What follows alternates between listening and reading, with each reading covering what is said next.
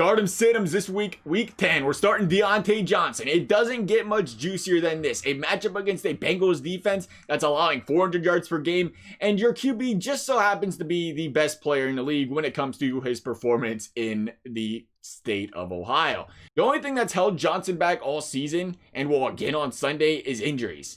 He's been a 10-plus target day in and day out all season when he's been able to stay on the field. If he can do it again this week, big game coming for Johnson, I think. We're starting Jarvis Landry. What a name, right?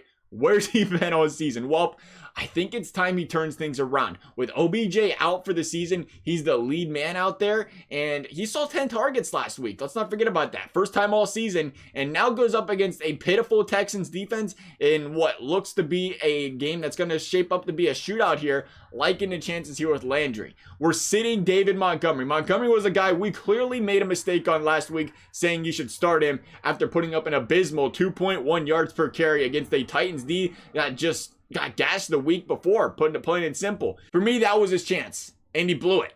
He's nothing more than a desperation play due to bye weeks at this point for me. He's going up against a Minnesota defense that hasn't allowed a rush TD in its past 3 games, which, it honestly doesn't really matter, as, the only thing more rare than a Jets win is a David Montgomery rush touchdown anyway. We're going to start Nick Chubb. This is obviously pending if he is indeed activated this week, but I imagine this is one of those cases you're going to hear a lot of talk about him potentially splitting duties or not getting a big workload on his, return to the Cleveland Browns, and I think that's one of those things you just got to block it out. Like Christian McCaffrey last week, you got to block out the noise, because at the end of the day, what if he does go half and half here with Kareem Hunt? Well, it's still the Houston Texans defense that is the dead last team in the league against the run this season, and this is a Cleveland Brown offense top 5 in the league when it comes to running that football. You got to trust in Nick Chubb here, I think. Then we're going to start DJ Chark. I tell you what, this young man under center in Jacksonville, he impressed last week, and one of his favorite go-to guys was none other than DJ Chark, who raked in 146 yards and now has 33 targets over his past 3 weeks,